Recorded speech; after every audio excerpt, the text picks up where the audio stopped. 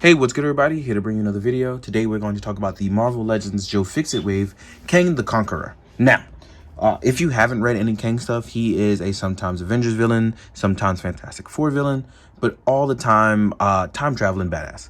So it's funny because one of my favorite stories of Kang the Conqueror is Avengers Forever, and I'm not sure which order. If you watch all my videos, I mentioned it in another video, and I gotta honestly say, Avengers Forever is one of my favorite stories with him.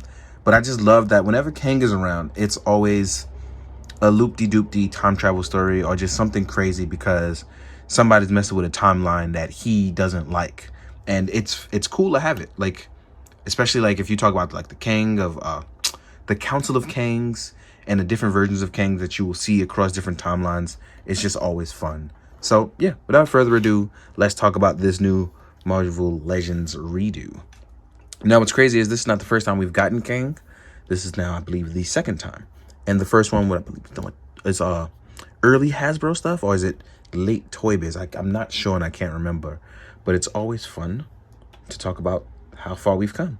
And this guy actually looks really, really good. I do like the way I thought that he would be really small, but I'm glad they went with like a mix of just right in between. He's not bigger than most. He's kind of just in between, and you'll see that in size comparison stuff. But I just think that they did a good job here. They really did. It's a solid piece that just is different enough to make you enjoy if you enjoy these ambiguous like villains, especially like Kang. Now, as far as articulation goes, we can look our head up, we can look down.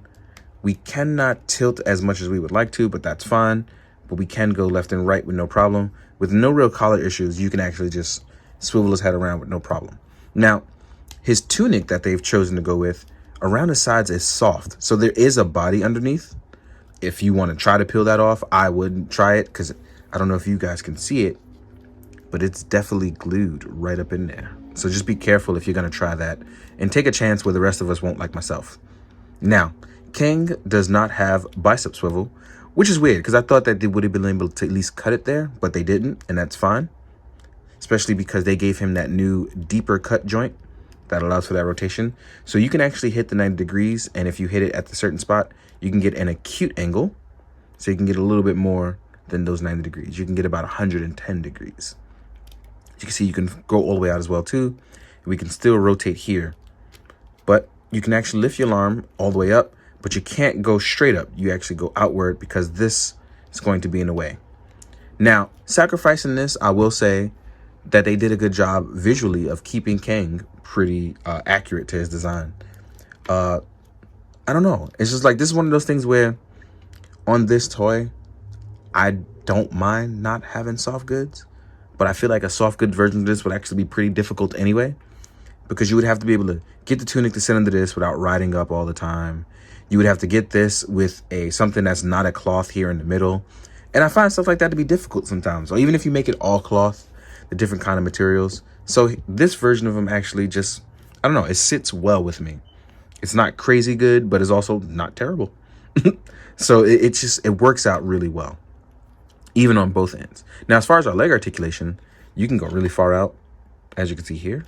You can go forward with no problem. Oh, okay, so your little bitty itty bitty cape might get in the way, but it can go all the way forward. You still have thigh swivel, which I'm glad they were able to keep that because that does help with posing. And we still have double jointed legs. And we have our generous Marvel Legends foot rocking ankle technology, which is pivotal for Marvel Legends. It's really needed for certain stuff. Now, for Kang to get all posed up, depending on what kind of pose you want to do or to make him look crazy, he can actually hit a lot of these good poses. Like if you want Kang to fight hand-to-hand combat, or just backhand somebody, or even just look really good trying to be one of those crazy conquerors, which is what he is, Kang doesn't look bad. If you want Kang to look really good walking, he actually does that really phenomenally well. Or look good holding like a glass. Really wish I had one of those cool 1/12 scale glasses. But if you'd want to do Kang in a walk pose, which is made famous by Jay, Kang can do that with no problem.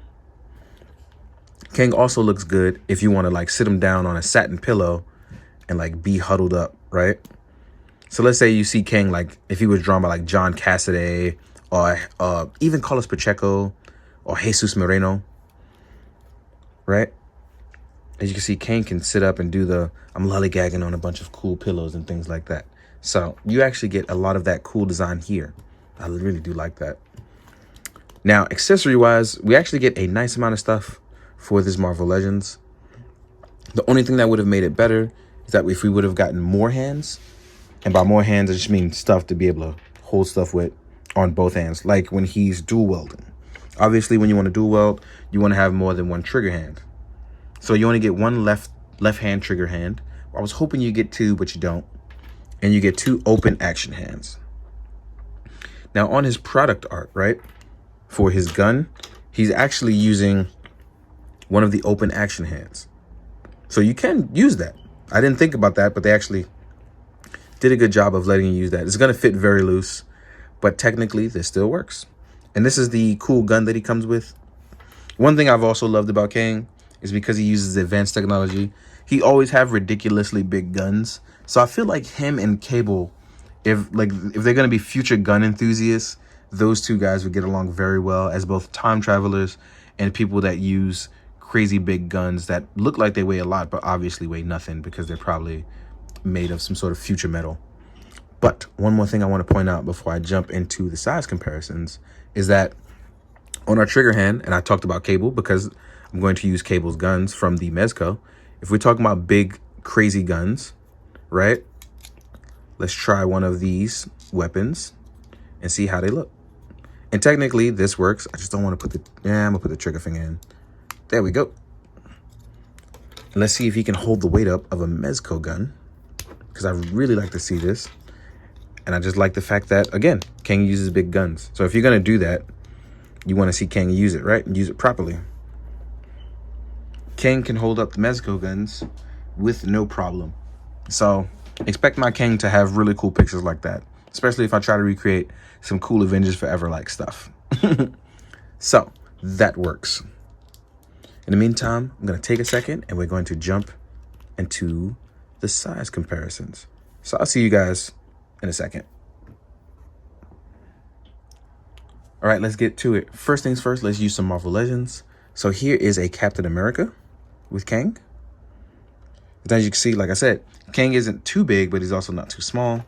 He sits a little bit smaller than Captain America. Then we're going to use Captain Marvel. And I really hope we get a Genus Vel from this.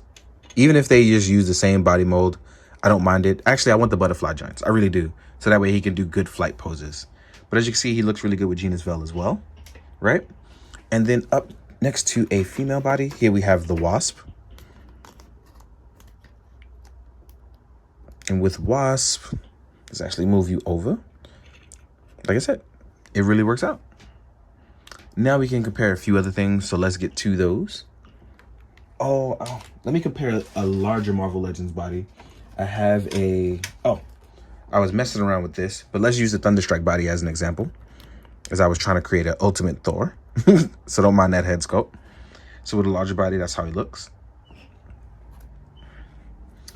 Now let's compare some other stuff. So we have a SPD Red Ranger from Hasbro. And as you can see, Kang is actually bigger than him, just by a little bit. Then we have a 1000 toy synthetic human.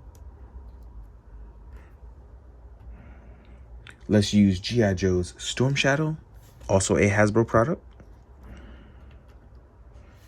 And an SH Figuarts Kamen Rider Kuga. Kang looks good. He's actually the biggest out of these guys. So he stands bigger than most domestic and other imports, but then smaller than the other characters in the domestic lines. So let's move these guys out of the way, right? Let's use an Articulated Icons Ninja. We can use a Mezco Ninja. And a 1.0 bodied Orc from Mythic Legions. Here we have a NECA Predator with an LRL custom mask.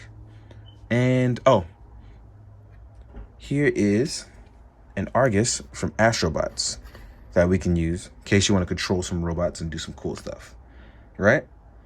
So all in all, I really enjoyed this Kang, but you probably already knew that. Hopefully I can get some really dope photos out of it.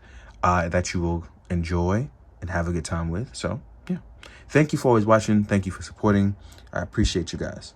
All right, please be good, do good, drink your water, guys. Later.